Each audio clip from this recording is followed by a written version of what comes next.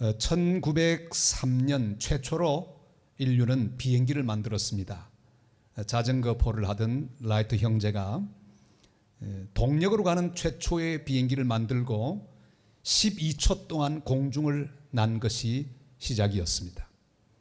그리고 지금까지 인간의 과학은 이 비행기를 개발하고 완성시키고 발전시켰습니다. 지금은 마치 새처럼 사람은 날아다니며 여러 곳을 여행할 수가 있습니다. 그런데 사람이 만든 이 비행기, 인간 과학의 결정체라고 말할 수 있는 비행기, 이 비행기가 지금도 문제를 일으킨다는 사실입니다. 아무리 완벽하게 준비하고 만든 비행기지만 자주 떨어집니다. 사람이 만든 물건은 완전할 수가 없습니다. 저를 선교사 때 많이 도와주셨던 한 집사님이 계신데 보잉사에서 날개 만드는 일을 하고 있습니다. 한 번은 제게 그런 말을 했습니다. 목사님, 제가 날개를 만드는데요, 불안해서 저는 비행기 탈 수가 없어요. 어떻게 저기에 내 생명을 맡길까? 사람이 아무리 잘 만들어도 항상 문제가 있습니다. 가끔씩 떨어집니다. 인간의 기술도 가끔씩 실수할 때가 있습니다. 그러나 우리 하나님이 만드신 것 가운데 실패하는 것은 없습니다. 완벽하게 지금도 유지되고 있습니다. 하나님이 만드신 새들, 부산에 수천 수만 마리의 갈매기들이 지금도 날아다니는데 단 한 마리도 땅에 내리다가 다리 부러졌다는 소리 들어보신 적 있으십니까? 완벽하게 착지합니다. 한 번도 사고가 나지 않았습니다. 여러분, 주님이 만드신 모든 작품은 완전하고 주님 하는 일은 모두 다 완전합니다. 그럼에도 불구하고 주님이 하시는 일을 잘 이해하기 어려울 때가 많이 있습니다. 갑자기 내가 원치 않는 일들이 내 인생에 벌어지면 그런 착각을 합니다. 야, 이거 하나님 실수하고 계신 것 아닌가? 내가 믿음으로 시작했는데 그 끝이 좋지를 못합니다. 그때 또 우리 마음에 회의가 생깁니다. 이거 하나님께서 혹시 잘못하고 계신 것 아닌가? 마치 하나님이 안 계신 것 같은 느낌과 착각을 가질 때가 있습니다. 여러분, 이럴 경우 우리는 어떻게 하나님을 이해해야 할까요? 우리 한국 사람들은 옛날부터 배를 많이 짰습니다. 배틀짜기. 그 배틀짜기는요, 시줄과 날줄 둘을 엮어서 천을 짭니다. 우리 어머니들, 할머니들이 그걸 많이 하셨죠. 얼마나 열심히 이걸 하셨는지. 시줄과 날줄이 다 맞아서 천을 짭니다. 여기 우리가 다 앉아 있습니다만, 옷을 입고 있습니다만, 만약에 시줄로만 된 그런 옷이라면 우리 몸에 붙어 있지 않을 것입니다. 전부 다 기계가 짜든 사람이 짜든 시줄과 날줄로 엮어서 천이 만들어졌고 그 천이 바로 옷이 되어서 지금 우리 몸에 걸쳐져 있습니다. 우리는 형통을 원합니다. 그러나 하나님께서는 형통만으로 내 인생의 옷을 짜지 않으십니다. 항상 하나님은 두 가지 천을, 실을 가지고 인생을 짜시는데 하나는 형통의 줄이요, 또 하나는 고통의 줄입니다. 이 둘이 함께 잘 어우러져서 우리 인생의 아름다운 천을 만들게 될 것입니다. 우리는 늘 형통만을 원합니다. 그러나 하나님은 적절하게 고통이라고 하는 날줄을 준비하셔서 우리 인생이 아주 조화롭고도 아름답게 진행될 수 있도록 그렇게 인도하십니다. 먼저 형통한 날이 주님의 계획 가운데 우리에게 주어집니다. 오늘 14절이 이렇게 말씀하죠. 다 같이 한번 읽습니다. 형통한 날에는 기뻐하고 곤고한 날에는 되돌아보아라. 이 두 가지를 하나님이 병행하게 하사 사람이 그의 장래일을 능히 헤아려 알지 못하게 하셨느니라. 아멘. 여러분, 형통한 날이 우리 인생에 펼쳐지게 될 때 착각하지 말아야 합니다. 내가 잘해서 그렇구나, 내가 재주가 훌륭해서 그렇구나. 그게 아닙니다. 하나님이 하시는 일입니다. 하나님이 우리를 위하여 펼쳐주신 형통이라고 하는 날줄입니다. 여러분, 형통한 날만 주님이 주신 축복의 날이 아닙니다. 사실은 고통의 시간도 하나님의 계획 가운데 진행되는 하나님이 하시는 일입니다. 형통만 하나님의 복이라고 가르치는 신학을 번영의 신학이라고 합니다. 이건 잘못된 신학이죠. 형통하고 건강하고 잘 되는 것만 복이라고 가르치는 그런 교회들이 있습니다. 여러분, 지난 주간에 공식적으로 미국 LA에 있는 수정교회 크리스탈 처치, 다른 사람의 손으로 넘어갔습니다. 이젠 더 이상 저 건물은 수정교회 건물이 아닙니다. 바로 로버트 슐러 목사님을 비롯한 저 교회의 가장 중요한 신학이 번영의 신학입니다. 거기서는 그런 설교를 했습니다. 잘 되는 것이 축복이고, 예수 믿으면 건강하고, 예수 믿으면 번성하고 잘되고 또 잘 될 것이라. 그러나 그만 못되고 말았습니다.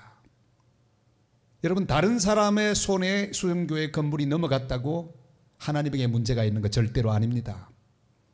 건물은 사라졌습니다만 아직도 교인은 2,000명이 남아있어요. 건물이 중요한 것이 아니라 사람이 중요하죠. 교회는 건물이 아니라 사람이기 때문입니다. 그러니까 망한 것이 아니라 더 귀한 은혜를 받을 기회를 막고 있다, 이렇게 말할 수 있을 것입니다. 그리고 그들은 번성만이 하나님의 은혜가 아니라 또한 고통과 시련도 하나님의 하시는 일이요 은혜라고 하는 것을 고백하는 중요한 시기를 맞고 있다고 할 것입니다. 자, 그럼에도 불구하고 형통한 것은 하나님의 복입니다. 여러분, 우리 인생에 형통한 일들이 잘 진행되고 내 삶 속에 형통이 이루어질 때 우리는 어떻게 해야 합니까? 잘 나갈 때 조심해야 합니다. 형통할 때는 주 안에서 기뻐해야 합니다. 형통 때문에 기뻐하는 게 아니라 그 형통을 주시는 주님 때문에 기뻐하라고 말씀하고 계십니다. 그리고 감사해야 합니다. 형통할 때 교만하거나 게으르거나 타락하면 곤란합니다. 형통은 내 능력과 재주로 얻는 복이 아닙니다. 하나님이 하시는 일이요 하나님 우리에게 주신 거룩한 축복입니다. 이것을 당연히 생각해서는 곤란합니다. 우리가 늘 부르는 찬송 가운데 한 작가를 우리는 기억합니다. 호크스라고 하는 여사. 그는 건강했습니다. 남편이 돈도 잘 벌었습니다. 아이들이 말썽 부리지 않고 잘 자랐습니다. 너무 행복했습니다. 행복한 어느 날 그는 하나님을 기억했습니다. 아하, 이게 다 하나님 은혜로구나. 그는 찬송을 쓰기 시작했습니다. 주 음성 외에는 참 기쁨 없도다. 날 사랑하신 주 늘 계시옵소서. 기쁘고 기쁘도다. 항상 기쁘도다. 나 주께 왔사오니 복 주옵소서. 주 떠나가시면 내 생명 헛되네. 슬프고 기쁠 때 늘 계시옵소서.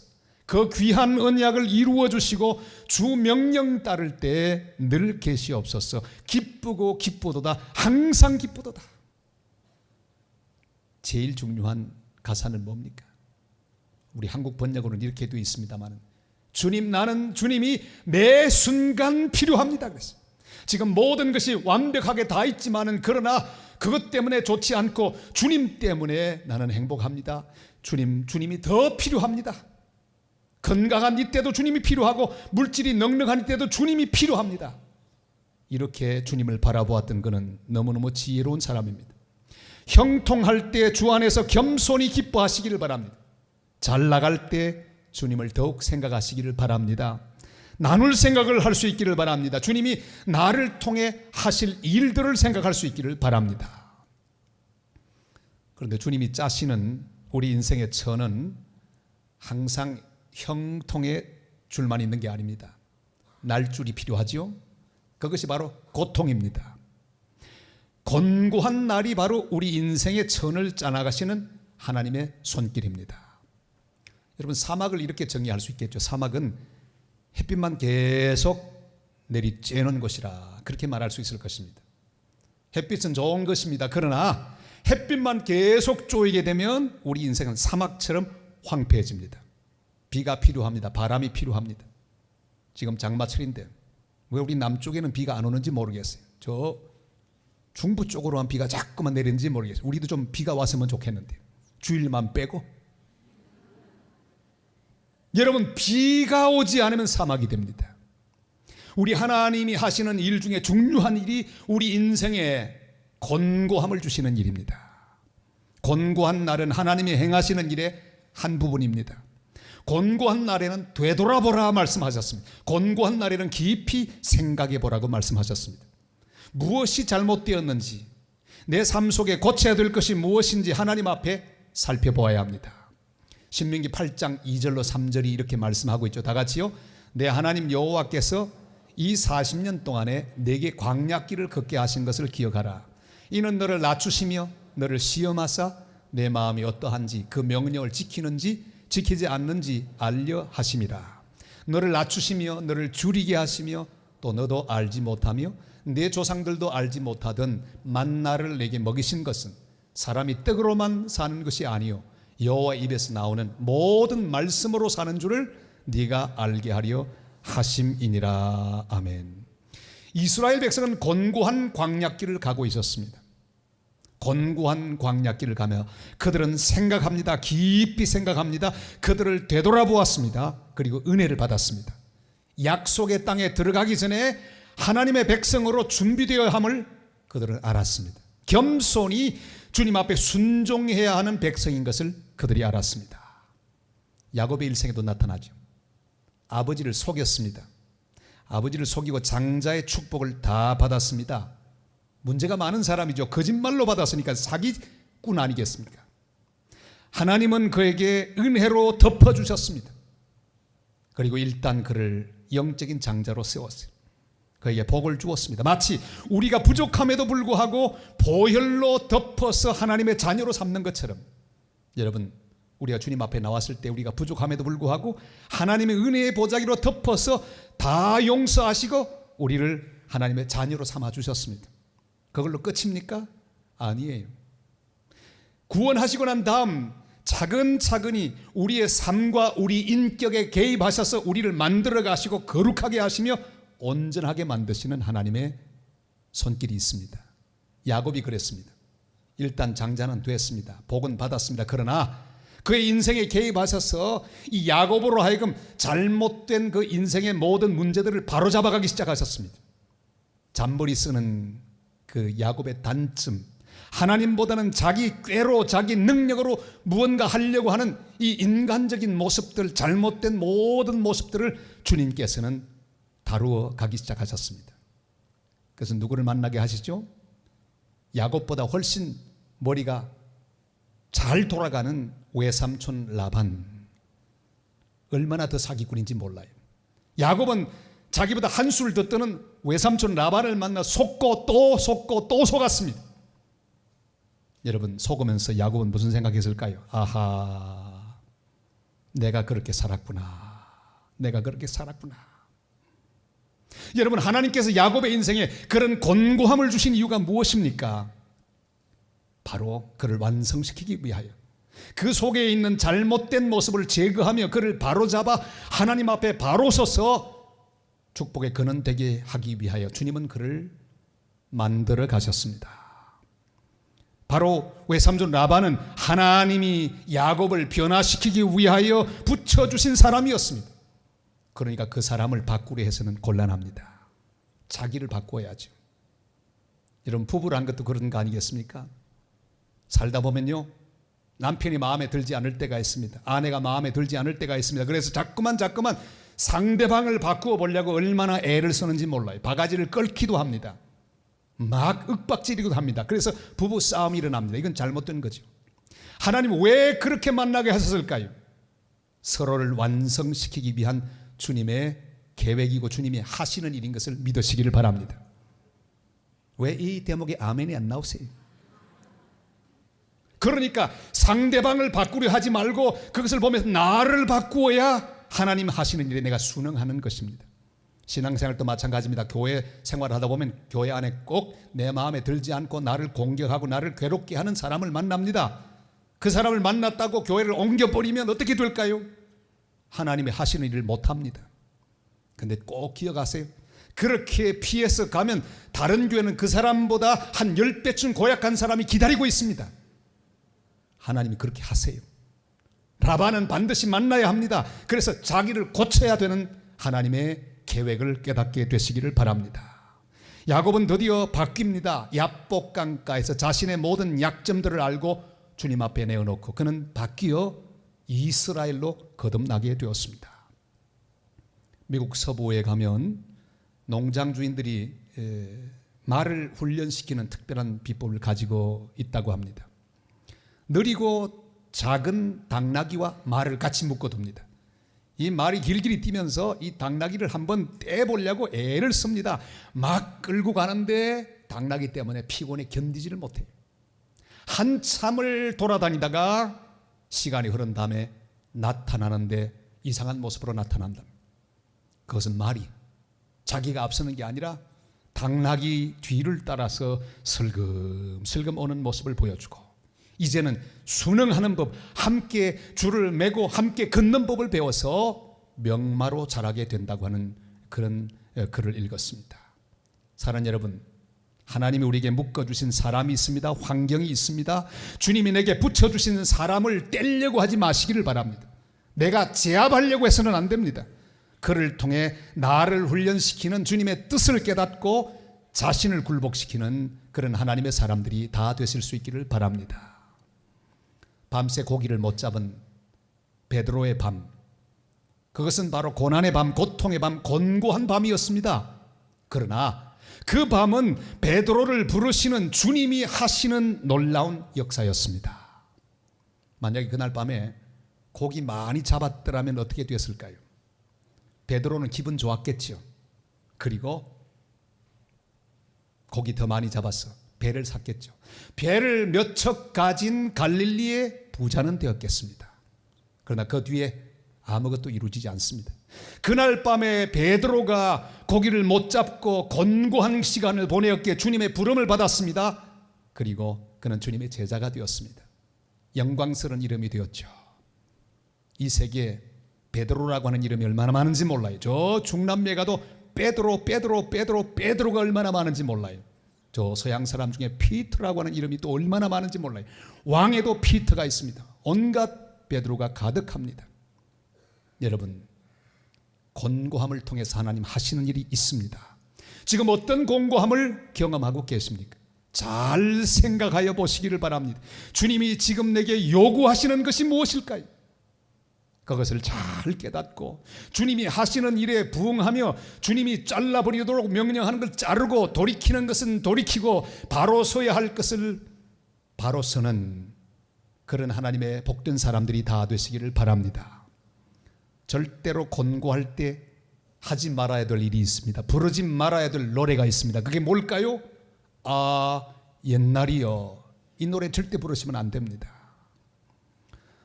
좋았던 때를 자꾸 회상하고 과거에 사로잡혀 살면 안 됩니다.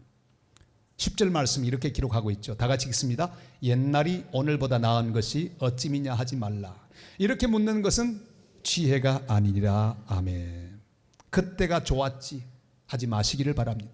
형통하던 과거도 좋았지만 나를 바로 세우고 연단하기 위하여 하나님이 행하고 계시는 곤고한 지금이 더 좋습니다. 저를 한번 따라 하시겠습니까? 지금이 더 좋아. 여러분 항상 지금이 더 좋다고 말씀하세요. 잘 나가던 옛날보다 지금이 더 좋다고 말하시기를 바랍니다. 특별히 연세가 높으신 어르신들은 절대로 옛날 이야기하지 마시기를 바랍니다.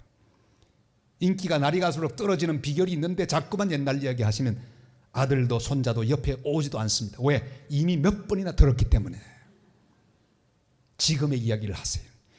야, 오늘 내가 기도했는데 하나님이 이렇게 말씀하셨어. 이 성경 말씀 봐. 지금 현재 주님과 더불어 나누는 그 귀한 삶의 모습을 보여주는 얼굴에는 빛이 나게 될 것입니다. 잘 나가던 옛날보다 고난 가운데 있는 지금이 훨씬 더 좋습니다.